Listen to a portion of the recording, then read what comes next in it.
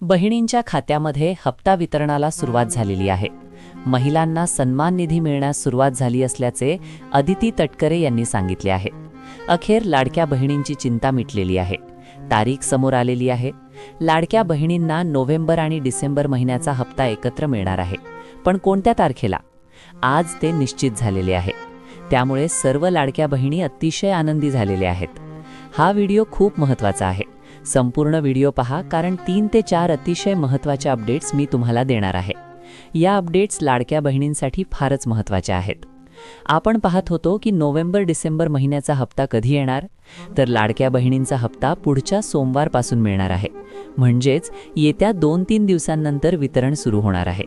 आज शुक्रवार आहे, त्यामुळे उद्या आणि परवा पैसे येणार नाहीत. सोमवारपासून वितरणाला सुरुवात होणार आहे, हे लक्षात ठेवा.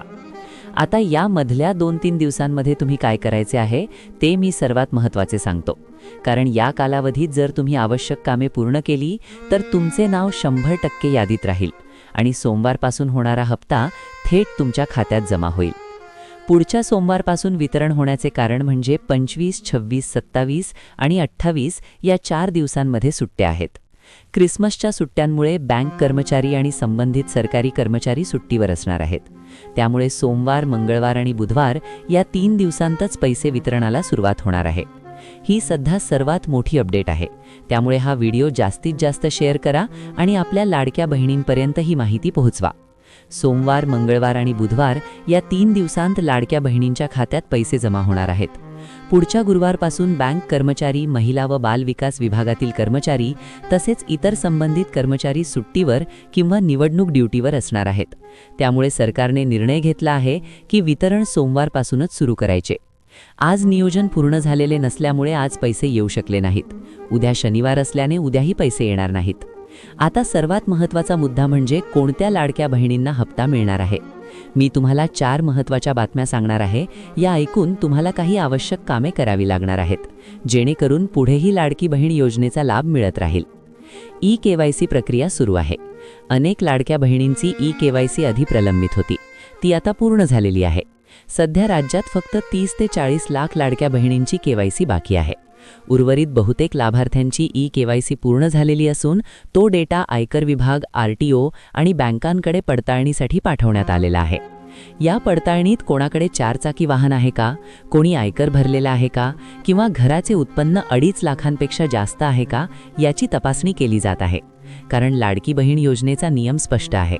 2.5 लाखांपेक्षा जास्त उत्पन्न नसावे, घरात 4 चाकी वाहन नसावे, ट्रॅक्टर वगळता, आयकर भरलेला नसावा, तसेच एकापेक्षा जास्त सरकारी योजनांचा लाभ घेता कामा नये. या सर्व पडताळणी प्रक्रियेमुळे थोडा उशीर झाला होता. ई-केवायसी नंतर अनेक लाभार्थ्यांचे उत्पन्न वाढलेले असल्याचे सरकारच्या लक्षात आले. त्यामुळे खरोखर गरजू 2.5 लाखांपेक्षा कमी उत्पन्न असलेल्या लाडक्या बहिणींनाच लाभ देण्याचा निर्णय सरकारने घेतला आहे. दुसरी महत्त्वाची अपडेट म्हणजे लाडक्या बहिणींसाठी घरकुल योजना पुन्हा सुरू झालेली आहे. ग्रामीण व शहरी भागातील पात्र लाभार्थ्यांना 2.5 ते 3 लाख रुपयांपर्यंतचा पहिला टप्पा मिळणार आहे. ज्यांनी अजून अर्ज केलेला नसेल त्यांनी तात्काळ ग्रामपंचायत किंवा संबंधित कार्यालयात जाऊन अर्ज करावा. त्यासाठी उत्पन्नाचा दाखला, रेशन कार्ड, आधार कार्ड, बँक खाते केवायसी व आधार बँक लिंक असणे आवश्यक आहे.